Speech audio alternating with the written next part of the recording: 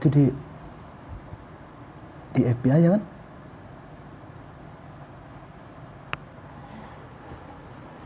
Assalamualaikum warahmatullahi ta'ala wabarakatuh.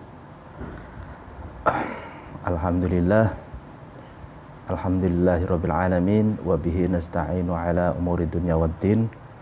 Wassalatu wassalamu ala asrafil anbiya'i wal mursalin sayyidina Muhammadin wa ala alihi wa ashabihi wa man tabi'ahum bi ihsanin ila yaumiddin. Amma ba'du. Kaum muslimin dimanapun Anda berada, alhamdulillah pada hari ini saya ingin memulai membaca atau mengaji kitab Adabud Dunya Waddin karya Asy-Syaikh Al-Alim Al-Allama Al-Hafidh Al-Faqih Al-Adib Abil Hasan Ali bin Muhammad bin Habib Al-Mawardi Al-Basri Asy-Syafi'i.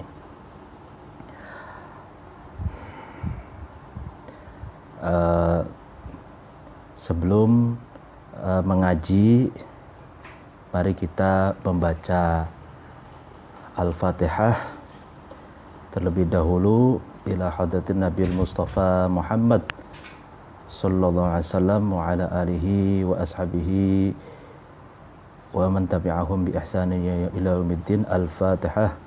A'udzu billahi minasyaitonir rajim. Bismillahirrahmanirrahim. Alhamdulillahirabbil alamin arrahmanir rahim maliki yaumiddin.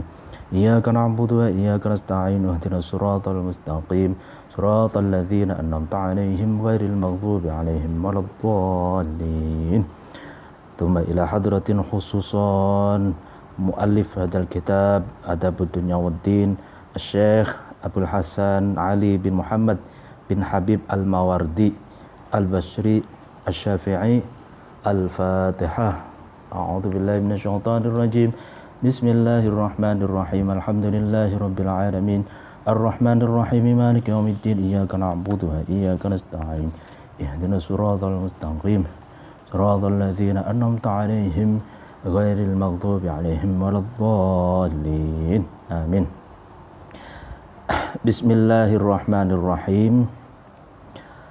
Qala, berkata Al-Qadi, seorang qadi, yaitu Abul Hasan Ali bin Muhammad bin Habib Al-Basri Al-Mawardi, rahimahu, semoga rahmat tercurahkan kepadanya, Allah Ta'ala yang Maha Agung, Maha Luhur Allah. Pengarang ini, pengarang kitab Adabud Dunya Waddin ini biasa terkenal dengan sebutan Al-Mawardi. Kenapa disebut di sini Al-Qadi? Karena pada masa hidupnya beliau adalah seorang qadi. Qadi itu kalau dalam konteks sekarang adalah Mahkamah Agung. Alhamdulillah, segala puji lillahi, itu bagi Allah, Dzit-Tauli, yang memiliki keutamaan dan kekayaan. At-Tauli di sini diartikan ay al-fadl wal ghina. Jadi Allah yang maha memiliki keutamaan dan kekayaan.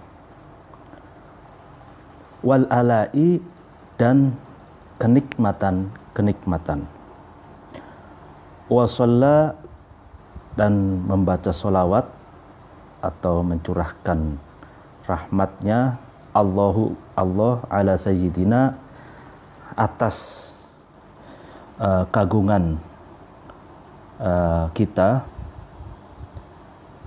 Muhammad, yaitu Nabi Muhammad, khatamir rasuli, yang menjadi pungkasan bagi para utusan Allah, wal anbiya'i, dan pungkasan para nabi, wa ala alihi, dan tercurahkan juga kepada keluarganya Nabi, wa ashabihi, dan para sahabatnya Nabi, al-atqiyai, yang takwa atau yang takut kepada Allah.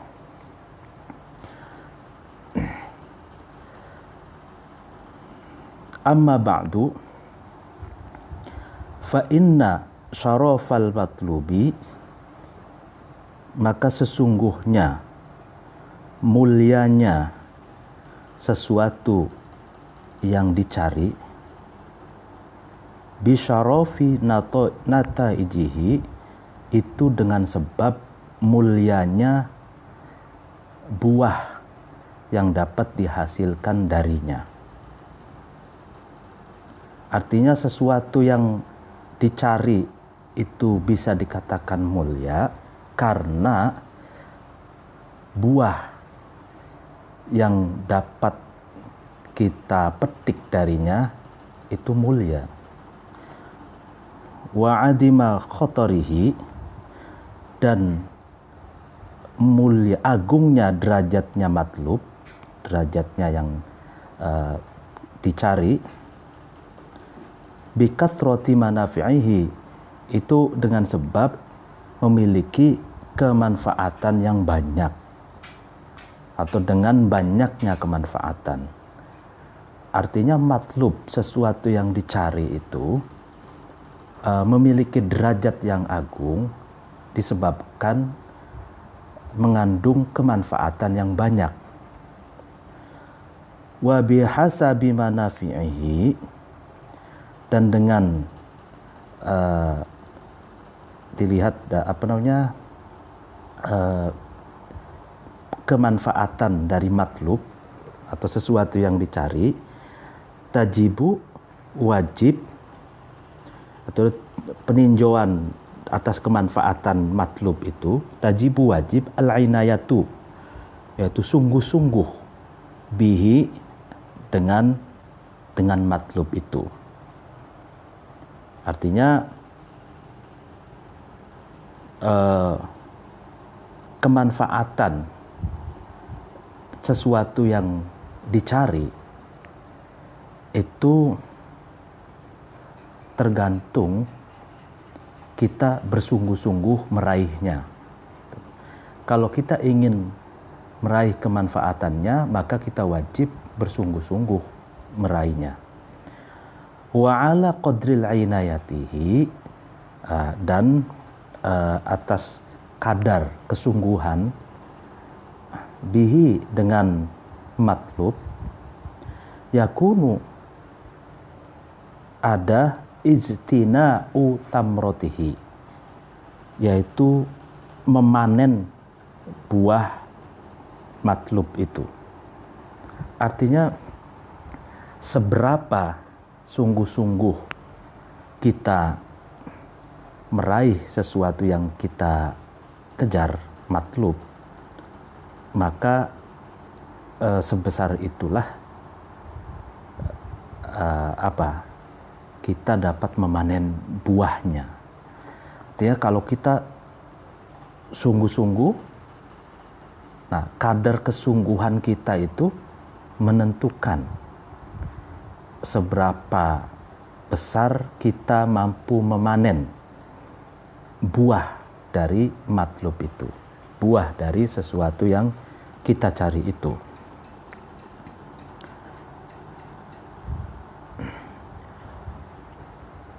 Wa a'dhamul umuri, adapun lebih agungnya perkara, sesuatu, apanya yang agung, khotoron, arti derajatnya, wa qadaron, wawu artinya derajat, wawu di sini wawu tafsiriyah yang hendak menjelaskan dari khotoron itu, artinya derajat atau kadar,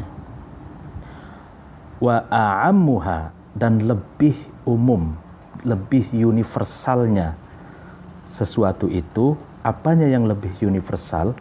Naf'an, kemanfaatannya, warifdan dan pemberiannya. Rifdan ini diartikan al-ato, yaitu pemberian. Ma, yaitu sesuatu. Istaqoma, yang menjadi kokoh, ya. Bihi, dengan sesuatu itu. Apa yang menjadikan kokoh? Ad-dinu, agama, wad dunya, dan dunia. Artinya sesuatu yang lebih agung derajatnya, lebih agung kualitasnya, dan lebih universal kemanfaatannya, itu adalah sesuatu yang dapat mengokohkan agama dan dunia. Wa intadoma, dan menjadi teratur, menjadi runut, menjadi terstruktur. Bihi, dengan sesuatu itu. Apanya? Yang solahul akhirati, baiknya urusan akhirat, wal ula, dan urusan dunia. Artinya sesuatu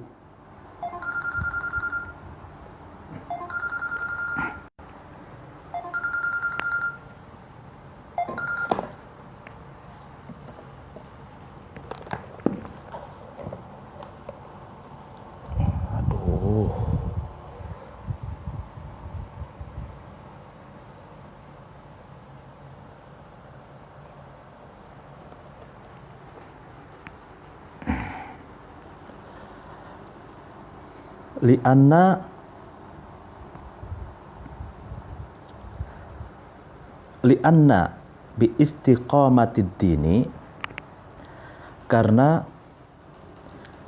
dengan kokohnya agama, tasihu, itu bisa benar, al-ibadatu, ibadahnya.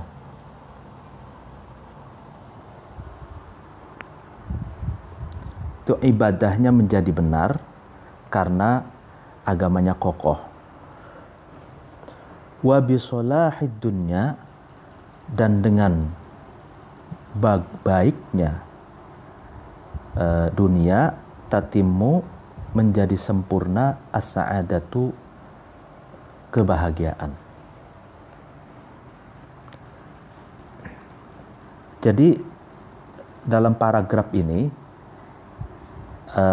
ingin dikatakan bahwa sesuatu yang paling agung derajatnya dan lebih universal kemanfaatannya adalah sesuatu yang dapat mengokohkan agama dan dunia, dan dapat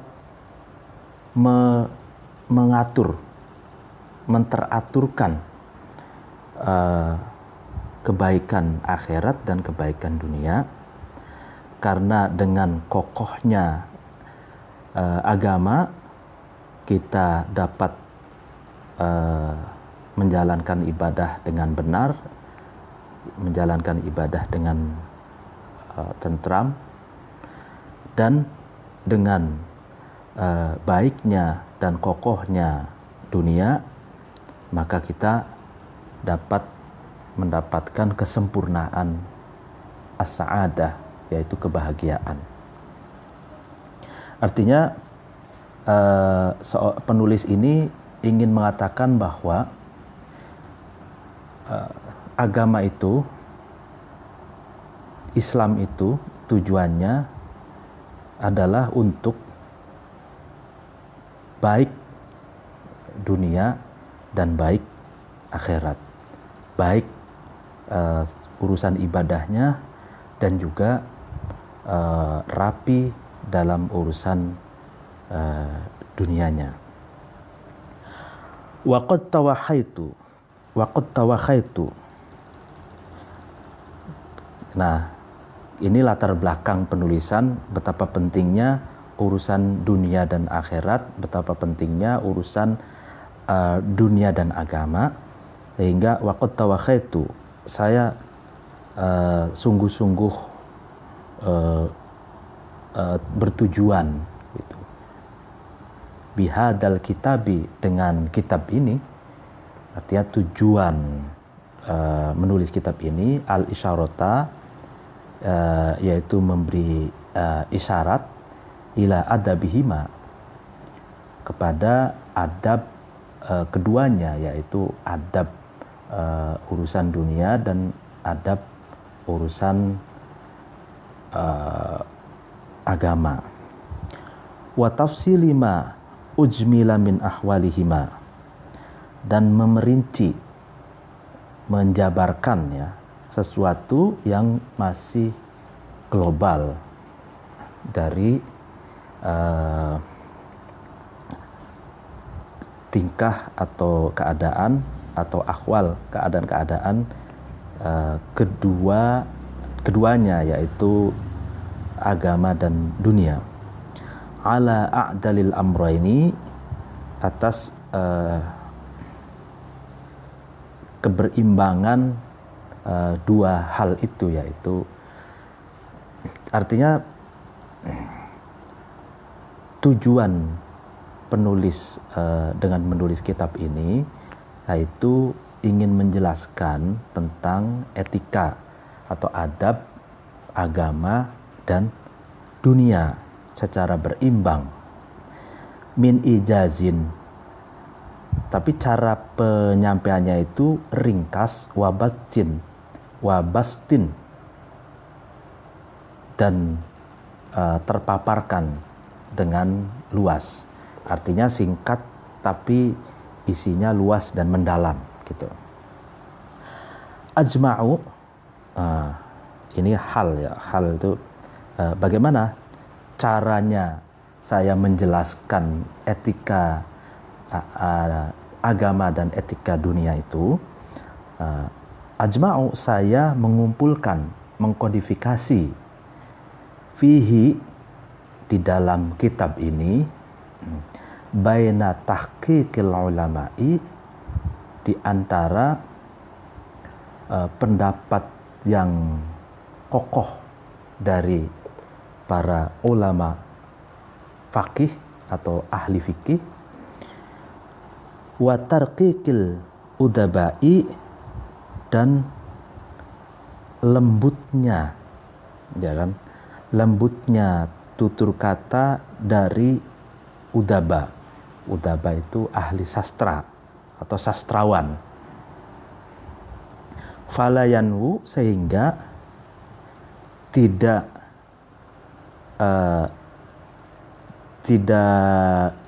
yanwu itu tidak jauh kitab itu, atau tidak bisa dikatakan tidak jauh kitab ini an fahmin, dari pemahaman. Artinya sehingga pembaca itu tidak sulit untuk memahami gitu. Fala yadiqqa, dan kitab ini juga tidak samar, yadiqqa, fi wahmin, dalam asumsi-asumsi. Mustashhidan, di mana saya mengambil dalil, mustashhid itu mengambil dalil, min kitabillahi, dari Al-Quran, dari kitabullah, Jalla, maha agung, ismuhu, yaitu namanya Allah, bima yaqtidihi, dengan segala yang meliputinya. Wa min sunani rasulillahi, dan saya pun, kata penulis, mengambil dalil, ini atof dari mustashhidan, mengambil dalil dari sunnah-sunnah Rasul atau hadis-hadis Nabi. Sholawatullahi, semoga rahmat dan salawat Allah, alaihi, itu tercurahkan kepada Nabi, bima yudahihi,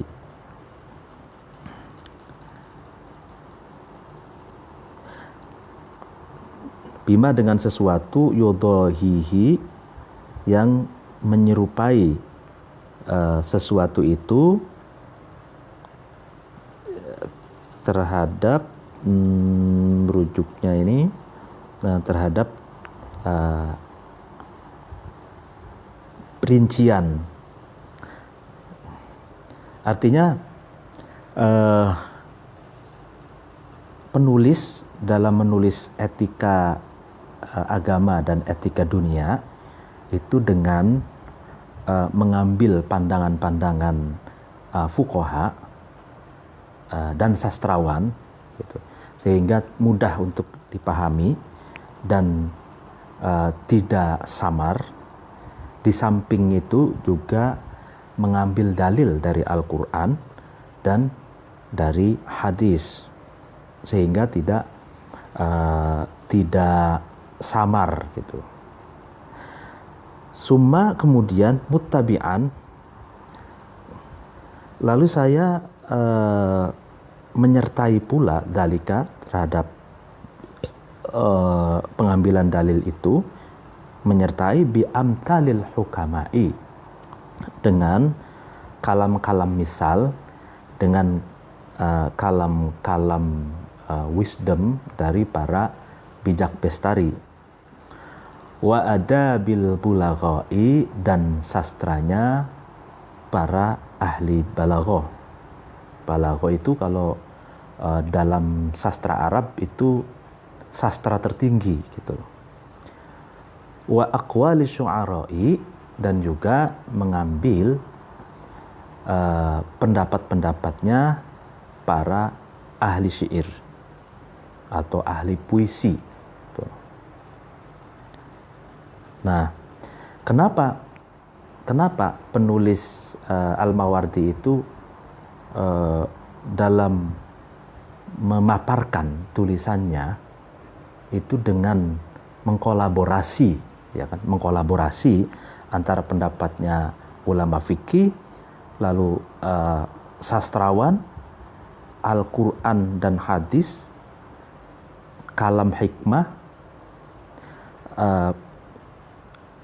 syair-syair, dan sastra dari ahli balaghah. Kenapa? Alasannya li'annal quluba, karena li'annal quluba, karena sesungguhnya hati manusia, tartahu, itu menjadi senang atau menjadi kembali bergairah gitu ya, tersenang, bukan gairah ya, senang, murtah ya, senang, menjadi senang, ilal fununi, terhadap berbagai macam warna, al mukhtalifati, yang berbeda-beda. Artinya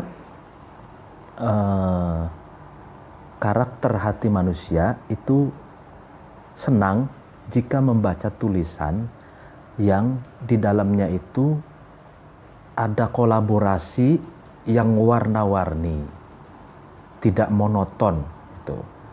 Jadi dikolaborasi antara, ada di situ sastra, ada syair, ada puisi, ada Al-Quran, hadis, kalam hikmah, dan pendapat-pendapat orisinal dari penulisnya, sehingga pembaca itu menjadi tidak bosan gitu, dan senang. Nah ini, watas amu, dan hati manusia itu bosan, minal fani, dari warna al-wahidi, yang satu. Artinya hati manusia itu kalau hanya melihat satu warna itu membosankan. Begitupun dalam tulisan. Nah, kalau tulisan itu tidak ada kolaborasi warna-warni dari berbagai sumber, maka menjadikan pembaca itu cepat bosan.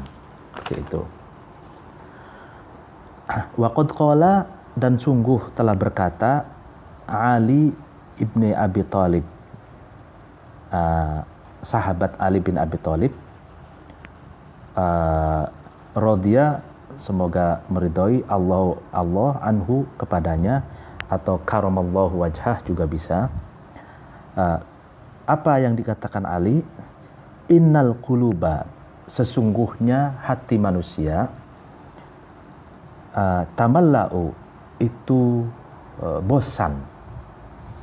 Kama tamalla, sebagaimana bosan, al-abdanu, tubuh. Jadi tubuh juga mengalami kebosanan, hati juga mengalami kebosanan.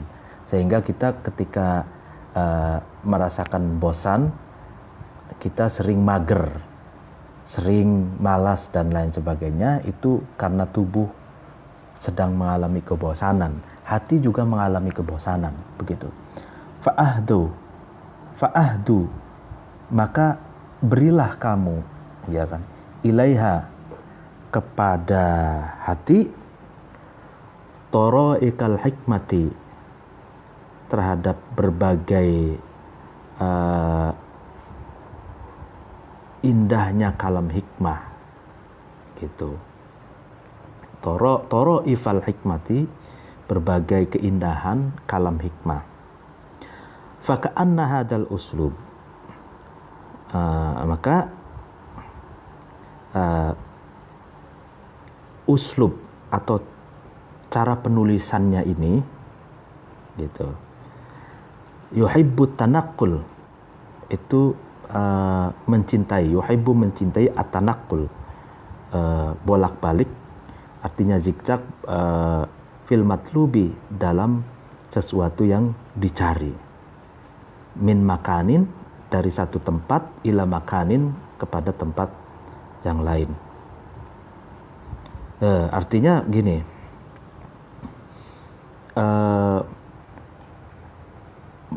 tubuh manusia itu mengalami kebosanan, gitu, sehingga butuh refreshing, at-tanaqul. Jadi berpindah-pindah dari satu tempat ke tempat yang lain. Meskipun kita punya rumah, tapi untuk agar kita tidak bosan, sehingga ada touring, misalkan dari Jakarta ke Jogja, Jakarta ke Solo, Jakarta ke Jawa Timur, ke Bali, ke Lombok. Nah, at-tanaqul itu perpindahan atau traveling itu sesungguhnya adalah untuk melawan kebosanan. Nah, begitupun dalam struktur penulisan ini, penulis caranya seperti itu, dari sastra, mengutip puisi, mengutip tentunya Al-Quran dan hadis, dan mengutip berbagai kalam hikmah, agar seseorang atau pembaca tidak bosan. Wakana, dan ada Al-Ma'mun, Raja Al-Ma'mun. Raja Al-Ma'mun ini, beliau pada masanya cinta terhadap gerakan literasi, mendirikan Baitul Hikmah sebagai pusat literasi, ya, gerakan literasi, menerjemah, memfasilitasi berbagai penulis produktif pada masanya. Al-Ma'mun itu, rahimahullah ta'ala, semoga Allah mencurahkan rahmat kepadanya.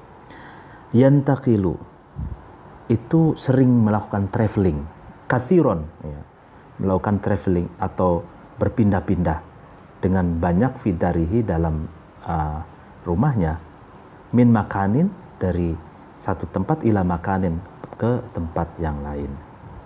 Yunsidu, lalu mendendangkan, Al-Ma'mun mendendangkan syair, qaula Abid Atahiyah, syair Abi Atahiyah rahimahullah, semoga Allah mencurahkan rahmat kepadanya. La yuslihu, tidak baik, atau tidak membaikkan seseorang, an-nafsa, terhadap jiwanya, idza kanat, ketika jiwa itu mudabbiratan, diatur, ya kan, illa tanaqul, kecuali traveling atau kecuali berpindah-pindah min halin dari satu keadaan ila halin ke keadaan yang lain. La yuslihun nafsa idza kanat mudabbiratan illa tanaqul min halin ila halin. Artinya kalau seseorang ingin mengatur jiwanya, dirinya, itu tidak baik kalau tidak ada tanakul. Baru bisa baik itu dengan refreshing dari satu keadaan ke keadaan yang lain. Wa ja'altu, dan aku jadikan ma sesuatu tadomanathu yang tersimpan, yang disimpan, ma itu hadal kitabu, kitab ini. Artinya saya jadikan sesuatu yang tersimpan dalam kitab ini khamsata abwab, 5 bab. Al-bab, al-ababu, adapun bab al-awwalu yang awal, fi fadlil aqli, yaitu menjelaskan keutamaan akal, wahadmil hawa, dan nistanya hawa nafsu. Al-babu ats-tsani, bab yang kedua, fi adabil ilmi, itu menjelaskan tentang etika atau adab ilmu, mulai ilmu, menuntut ilmu, belajar, mengajar, dan lain sebagainya yang terkait dengan ilmu. Al-babu ats-tsalitsu, bab yang ketiga, fi adabid dini, itu dalam menjelaskan, bab ketiga menjelaskan tentang etika, akhlak, adab agama. Al-babu ar-rabi'u, bab yang keempat, fi adabid dunya, itu menjelaskan tentang adab dunia. Al-babu al-khamisu, bab yang kelima, fi adabin nafsi, menjelaskan tentang etika atau akhlak atau adab hati atau jiwa manusia. Wa innama astamiddu, dan tentu saja kata penulis, saya memohon pertolongan minallahi, dari Allah Ta'ala yang maha luhur Allah, husna ma'unatihi, terhadap sebaik-baiknya pertolongan Allah, wa istauda'ahu, dan memohon doa kepada Allah, hifadha mauhibatihi, dengan terjaganya pemberian Allah, bihaulihi, dengan maha kuasa Allah, wa masyiatihi, dan kehendak Allah. Wa huwa hasbi, wa huwa, adapun Allah, hasbi, yang maha mencukupiku, min mu'inin, dari orang yang menolong, min mu'inin, wa hafidin, dan menjaga. Artinya dalam muqaddimah ini penulis memohon kepada Allah pertolongan, sebaik-baik pertolongan, agar dilancarkan dalam menulis dan dihindarkan dari kekeliruan, dan tetap berdoa dan ingat bahwa sesungguhnya segalanya itu adalah kekuasaan dan kehendak Allah.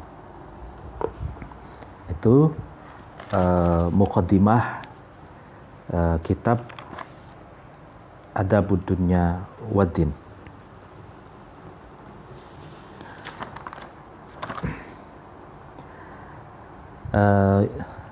Dilanjut, al-babul awal, bab yang pertama, fi fadlil aqli, yaitu menjelaskan tentang keutamaan akal, wadzammil hawa, dan nistanya hawa nafsu. Nah, ya. Al-aqlu, adapun akal, usul fadhaili, itu adalah dasar, pondasi bagi keutamaan. Itu. Nah, fadhail ini jamak dari fadilah. Ini menarik, saya pernah membaca buku karya Syekh Dr. Muhammad Abid Al-Jabiri dalam salah satu karyanya, yaitu Naqdu Al-Aqli Al-Akhlaqi Al-Arabi. Beliau mengatakan bahwa fadilah itu kalau bahasa kontemporernya adalah value, atau sama dengan nilai-nilai luhur itu. Nah, berbeda dengan qima. Qima juga nilai, tapi qima itu kalau menurut Abid Al-Jabiri identiknya dengan nominal. Jadi nilai tapi materi. Tapi kalau nilai dalam pengertian etika, dalam pengertian karakter, itu lebih cocok kalau di Arabnya yaitu adalah fadilah. Sehingga kalau mengikuti pandangannya Syekh Muhammad Al-Jabiri, berarti akal itu adalah pondasi bagi karakter, value atau nilai luhur manusia.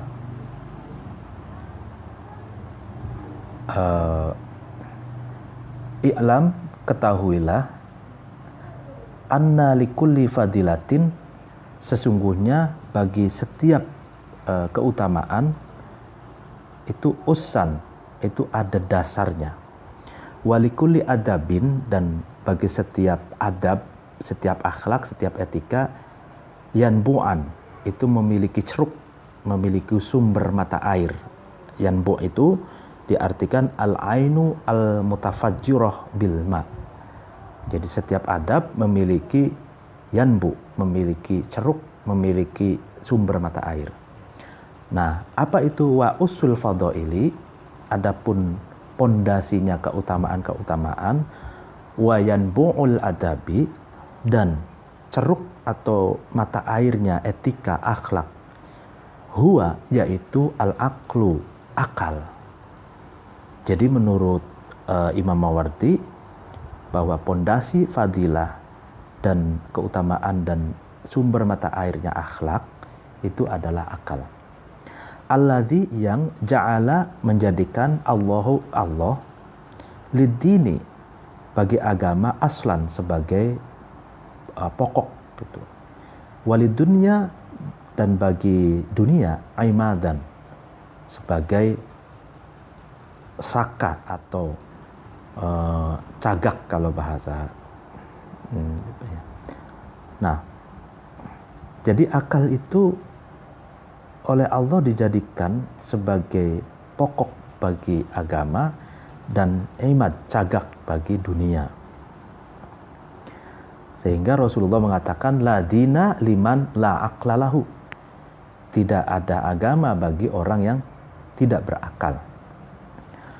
Fa'aujaba, maka Allah mewajibkan at-taklifa. Nah, taklif itu doktrin-doktrin agama, perintah yang diperintahkan oleh Allah dan Rasulullah, bikal malihi, dengan kesempurnaan akal. Jadi Allah itu mewajibkan syarat bagi diwajibkannya gitu orang menjalankan perintah dan menjauhi larangan Allah dan Rasulnya, itu mewajibkan dengan syarat sempurnanya akal. Kalau akalnya tidak sempurna, maka tidak wajib. Seperti orang gila atau anak kecil, ya masih belum balik, belum dewasa. Wa ja'ala, dan Allah menjadikan ad-dunya, dunia, mudabbiratan, yang diatur, diatur apa? Bi'akamihi, dengan hukum-hukum akal. Hi-nya ini kembali ke akal.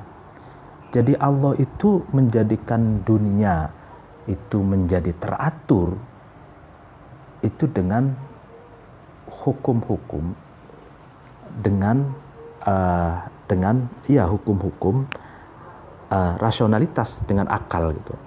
Wa allafa, dan Allah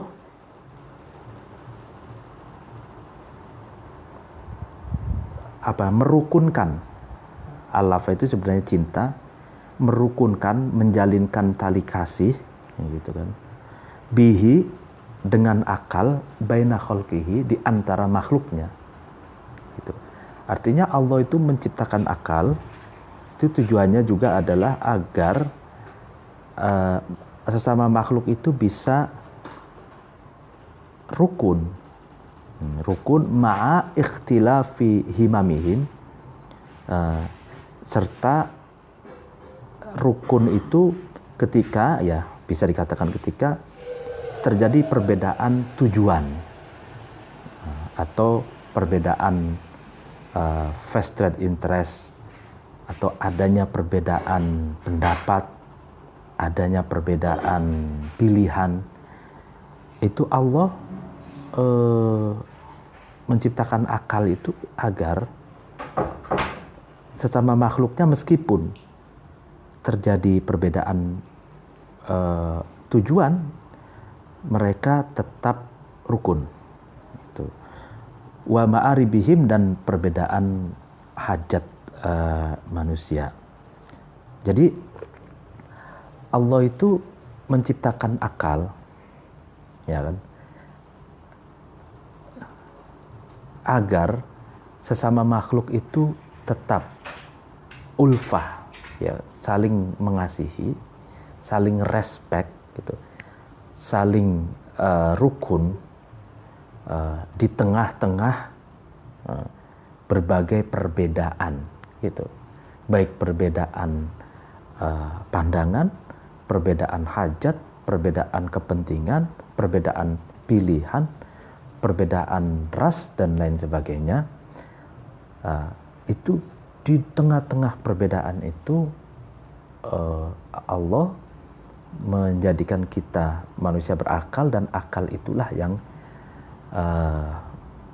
seharusnya membimbing kita tetap rukun, seperti itu.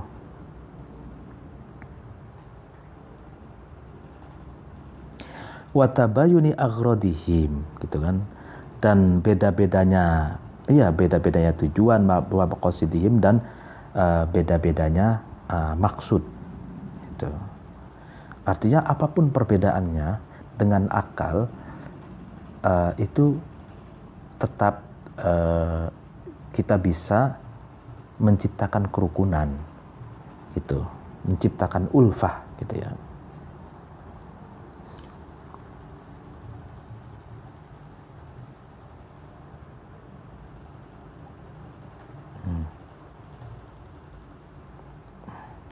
Wa ja'ala, dan Allah menjadikan sesuatu, ta'abbadahum, yang Allah menuntut bukti, gitu ya, terhadap makhluknya, hum itu makhluknya, bihim, dengan sesuatu itu, qismaini, dua macam, itu. Ta'abbadahum itu bisa menuntut agar hambanya itu beribadah, atau membuktikan kesetiaan terhadap makhluknya, begitu. Itu ada dua macam. Qisman, macam yang pertama, wajaba, yang mewajibkan bil akli, dengan akal. Fawakkadahu, kemudian bagian itu dikokohkan, asyar'u, oleh agama, oleh peraturan agama.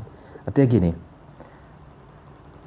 satu bagian itu diwajibkan, cara pengaturannya itu yang diutamakan dengan akalnya. Lalu tapi syariat itu mengokohkannya itu. Waqisman, dan satu bagian yang kedua, jaza, boleh fil akli, dalam akal, fa'aujabahu, kemudian dikokohkan atau mewajibkan kepadanya, yaitu asyar'u, syariat. Artinya gini, dan sebagian yang kedua ini, akal itu tidak wajib begitu digunakan, tapi yang wajib digunakan adalah syariat gitu. Jadi ada dua bagian. Nah, fakana, maka al-aqlu, akal, lahuma, bagi keduanya, kedua bagian itu, imadan, menjadi saka atau cagak. Artinya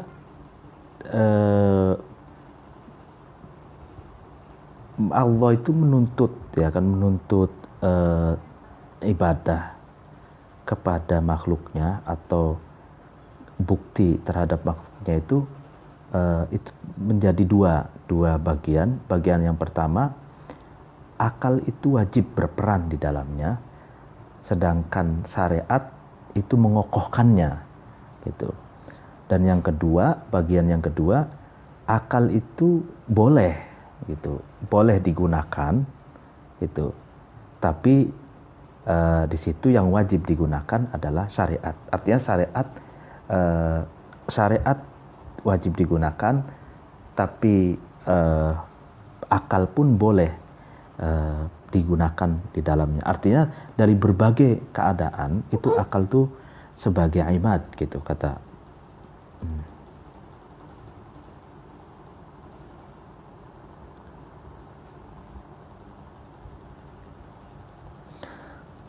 Nah, ya mungkin